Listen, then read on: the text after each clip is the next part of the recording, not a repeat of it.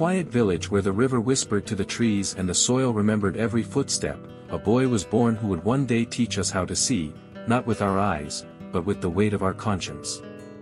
This is the story of José Saramago, a mechanic, a communist, a dreamer, and a Nobel laureate, who wrote not to entertain, but to awaken.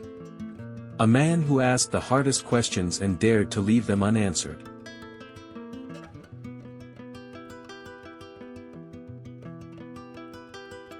There was once a man born in a small Portuguese village called Azinhaga, and though his family had neither books nor riches, they had a fig tree, a few pigs, and the silence of the countryside, which is sometimes louder than any city.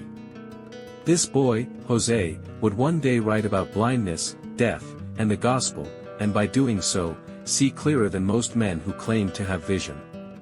But in the beginning, he was simply the grandson of a peasant who, on his deathbed, took the boy's small hands and placed them on his own chest so that he would never forget the beating heart of the earth.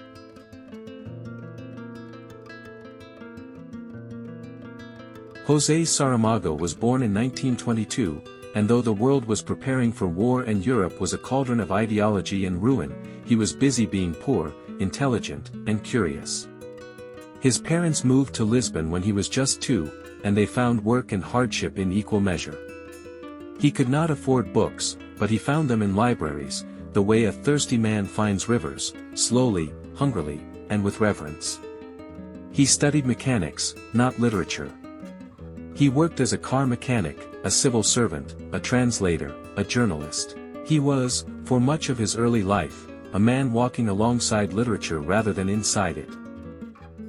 He published his first novel, Land of Sin, in 1947. It did not cause ripples, and for decades he published nothing more. One must wonder what it is like to have the desire to write burning in the chest, but the silence of the world pressing down on the pen. Saramago was patient. Or perhaps life was simply too loud for writing.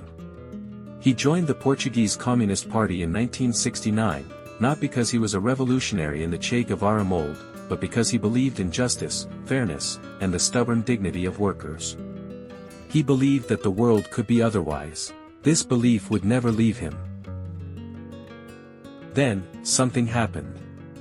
Or perhaps it was always happening. In 1980, he published Raised from the Ground, a novel chronicling generations of peasant life and resistance. Suddenly, his voice emerged not as one among many, but as a singular tone in European literature, slow, meditative, ironic, and full of biblical rhythms. His sentences stretched on like ancient roads, sometimes whole paragraphs without a period, thoughts entwined like vines. He did not respect conventional punctuation, because he did not respect conventional thinking. Then came Baltasar and Blamunda, and the world began to listen.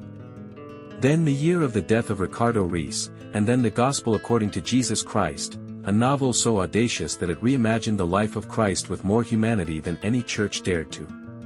In it, Jesus is not only divine, but painfully human, doubting, loving, afraid.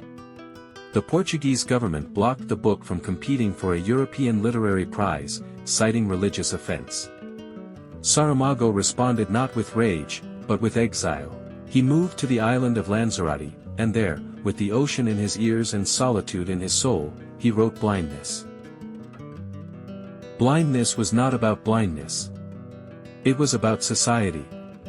About what happens when the fragile fabric of civilization is torn and men must look at themselves without excuses. In a nameless country, people lose their sight one by one, until all are blind except a woman, the doctor's wife, who sees it all. It is a parable, and it is not. It is fiction, but more real than most facts. It is terrifying, not because of what happens, but because we know it already has. He followed it with Seeing, the ironic companion, where the people vote blank ballots in protest, and the government panics at this peaceful revolt.